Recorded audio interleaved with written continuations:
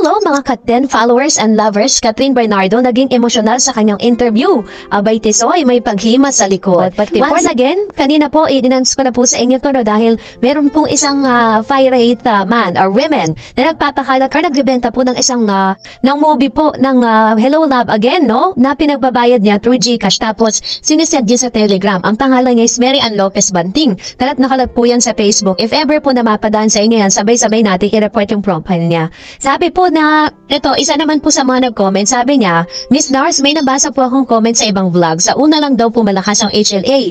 Yung ibang sinihan daw, pinupull out na kasi walang nanonood. Kaya wala na daw inilalabas na kinita ang Star Cinema. Totoo po kaya yun? Ay nako, ito na. Tong tanong na to, isinagot ko po yan. Sabi ko sa kanya, dapat i-check niya muna kung sino yung nagsabi, kung ano yung source, at ano ang dahilan, bakit yung sinasabi. Kasi pwede kasing sinasabi yan ng mga bashers ng Kat10. Pwede kasi yan pwede rin naman na parang pinalalabas silang ganito dahil sinisiraan nila. So, kalalabas lang po ng balita mula sa Adronarama, no? Isa sa pinakamalaking kumpanya na ang sa Canada po is nasa number 2 film na po ang Hello Love Again. Ganon din naman sa US, pang-7 na siya, where Love working with ABS-CBN and President Evan Saxon with stars of the film. So, i-check po natin, ano ba ang credibility nitong Adronarama? Ano ba talaga yung ginagawa niya? At bakit kailangan questionin yung mga inilalabas nilang data kung ano na nga ba ang naging resulta ng pagpapalabas nga ng movie worldwide sa 1,100 cinemas. So, ito po yan. Ang Adronarama is, ano po siya, isa siyang malaking, sabi, Hello Love Again set opening record for Filipino film marketing to vibrant audience. Exhibitors may have underestimate specialty box office. Ito po kasing kumpanya na to. Ito yung parang, sila po yung direktang kausap ng ABS-CBN, ng Star Cinema, with regards po dun sa movie. Tapos sila po yung parang, nagsisend ng, parang sila yung salesman ng ABS-CBN para po yung movie ng Kat10 ay ipadala sa iba't ibang panig ng mundo, no? At dito po nakita natin na talagang may credibility matatawag ang Adronarama na pinakamalaking kumpanya na nagkikater po ng iba't ibang klaseng film sa music and entertainment. So, huwag niyo na pong pansinin ang bashers po yun, no? So anyways, eto na kasi naging usap-usapan din po sa social media ang pagiging emosyonal ng isang Catherine Bernardo sa kanyang interview. So, panoorin natin ito. Own struggles, just kayo, dalawa yung trabaho, yung iba tatlo pa, just like Joy and Marie and Kare, we just see the surface of this, all the glitz and glamour. But some people, or I think most of the people, they don't know what's happening to us when we're all alone. It's a hard job. But I guess, if I could give any advice, it's to, like for me personally, the world has been my biggest classroom, and I feel like ang dami ko pang kailangan matutunan, at matututunan, my family or anyone who loves me cannot protect me all the time. So it's just important to Nang matanong si Miss Catherine Bernardo with regards to kung ano ba yung gusto niya, may papayo niya sa mga OFW na nagtatrabaho abroad katulad po ng kanilang ginawa ni Ethan at saka ni Marie, talagang naging emotional siya sa pagsagot nito dahil sobrang niyakap niya kasi yung karakter bilang isang Marie na OFW na talagang tinataguyod yung sariling pamilya. This is the reason why kung bakit talagang nabigyan niya ng hustisya yung kanyang karakter dito. Ito papanoorin natin. You should learn from it. Kasi, hindi naman ibibigay kung hindi natin ba yan. So whatever it is you're going through right now, alam ko hindi naman biro yung buhay niyo po dito. And we have so much respect sa lahat sa inyo. Kailangan niyo magpadala family in the Philippines, kailangan mag-provide dito, kailangan ipadala sa school, and all these things. And just like what he said, faith lang Kasi during the lowest, or during the darkest times sa buhay natin, sometimes hindi mo na alam kung sino lalapitan, and you just have to pray and you'll see, ang galing talaga kung paano lang siguro niya tayo i-guide as long as we have our faith. And I think it's just important that we surround ourselves with the right people. Sometimes it can be our fellow Filipinos, or sometimes kaya na ibang lahi. But it's just... Di ba na nga nagsimula na umiyak at parang naging emotional na si Miss Catherine Bernardo sa pagsagot sa mga tanong dito po sa interview na to kasi parang naghalo-halo na lahat. Parang nilagay niya yung sitwasyon niya doon po sa karakter na kanyang ginampanan bilang Marie. At the same time, nung umalis na siya doon sa karakter ni Marie sa realidad, dito niya na-realize na during those painful days, doon po sa struggling days niya, talagang may isang tao talaga na magpapagaan ng kalooban mo Dito po sa statement ni Miss Catherine Bernardo, you will see the deep, yung kung paano po kalalim itong si Miss Catherine. Talaga namang himas itong si Miss Catherine. It's si Mr. Alden Richards sa likod ni Miss Catherine. Kasi nga sinabi ni Catherine dito na during those hard times and struggling times, pamilya mo lang at yung mga taong pinagkakatiwalaan mo o yung mga taong nagmamahal sa'yo, yung talagang tutulong sa'yo. And isa rin sa mga nagtawid sa kanya. Parang sa realidad niya na din na during those painful moments ng kanyang buhay, inamin niya na there's one thing that really saved her.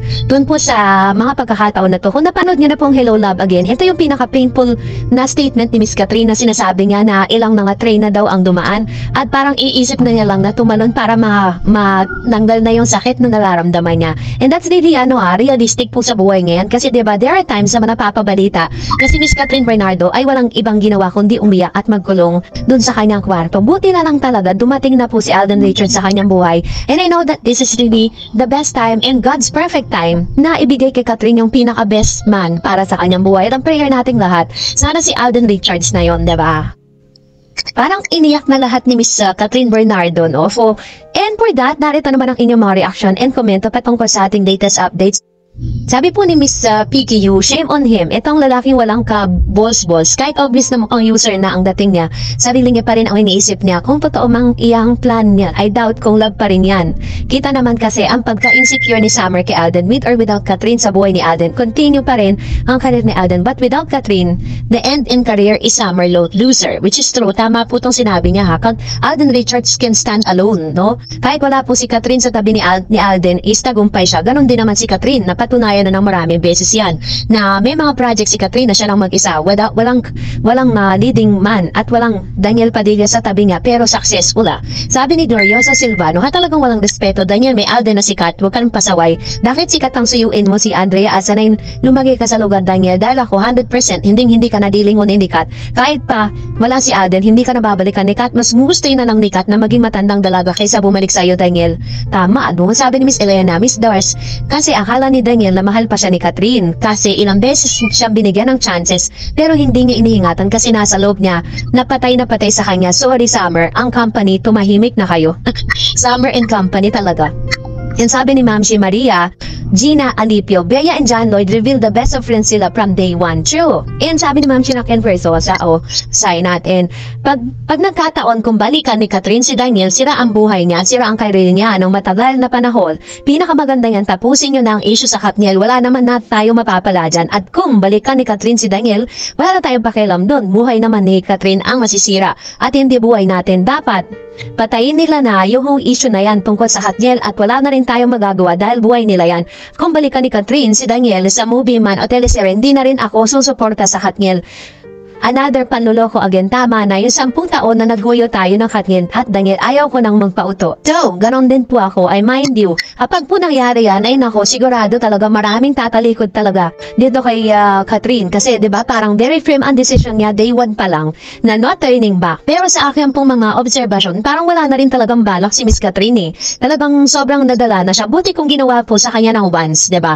Yung ate na mismo ni Catherine Bernardo ang nagpatunay na hindi lang isang beses ginawa sa kanya, ulit-ulit.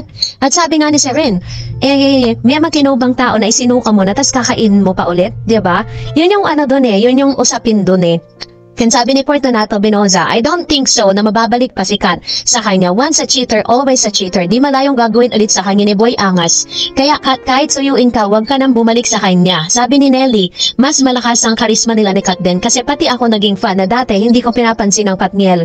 Alam nyo, may talagang sadyang may chemistry talaga ang Kat din. Diba? Talagang Miss Clark talaga sila Sabi ni Miss Mary Shane Limpin, ang tindi naman ng kayabangan niya. Ano ibig niya sabihin? Kaya niya si Alden? Kahit anong bagay malayo siya kay Alden sa pagsasalita at kabuhayan, wala talagang panama si XK Future. True. Sabi po ni Julia, malabo na bumalik si Kat kay Daniel kasing labo ng mata ni Daniel. True.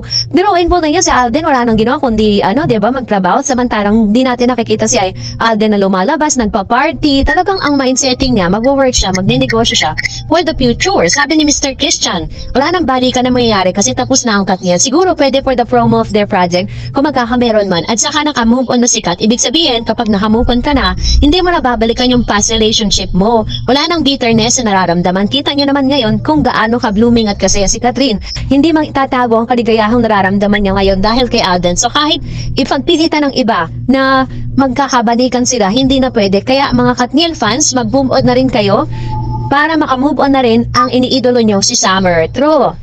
Kasi lumalakas yung loob niya, feeling niya kasi, 'di ba? At siyempre, ginagawa nila yun dahil meron proyekto si Daniel. Sabi ni Miss Jessica, feeling ko Miss Darcy na ulit babalik yun. Kay Kat, anong interview sa mga kahit pangalan ni JJ, hindi niya nga binabanggit. Sure, sabi ni Mr. Ireneo, huwag ka nang bumalik Catherine Bernardo, sasaktan ka lang. Okay na si Tisoy Kat din. Number 1, di ba Miss Lawrence? Yes! So kung nagustuhan mo ang video na ito, huwag mo kalimutang mag-like, mag-share, at mag-subscribe, at i-follow mo na rin ang aking Facebook page, Dareds TV. And also, I have my TikTok account, which is Dareds TV. Pwede niyo rin po akong i-follow doon. Thank you for watching guys. God bless everyone!